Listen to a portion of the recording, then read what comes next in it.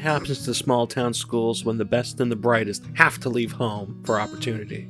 When you look at the status of the rural economy, a lot of those issues are shaping schools in a big way.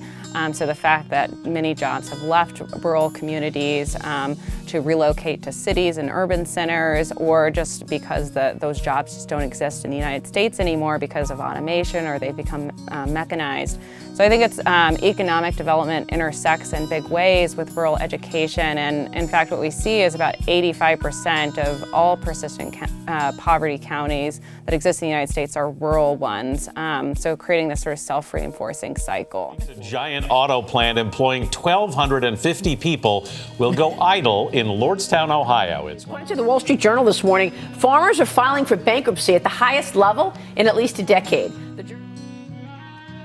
There are some districts in Montana that don't get an applicant for a job.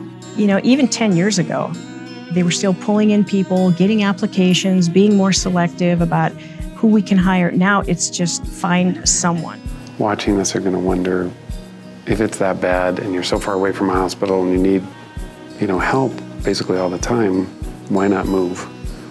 It would be great if we had the money. I think there's a larger discussion around people feeling like they've been left behind, that they've been neglected and not attended to, that they're not getting their fair share of resources. And I think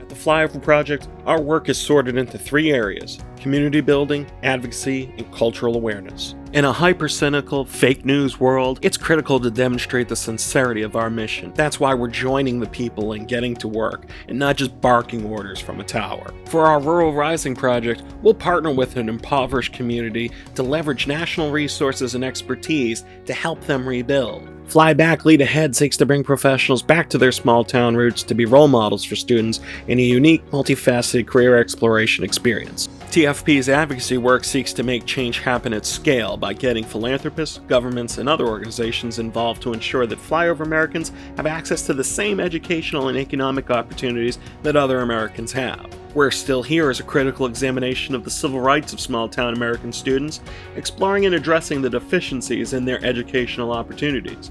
Meanwhile, Americans Without Doctors puts us on the road to find out how hospital deserts in flyover America have impacted every part of life and what can be done to help.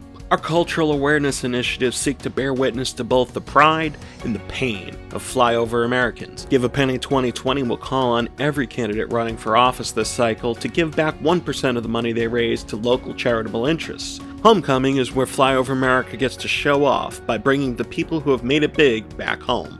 Footage from all of our projects and our partners' projects can be found on TFP's streaming video app, which takes inspiration from the likes of BuzzFeed, Axios, and Vice News to deliver an interactive multimedia experience.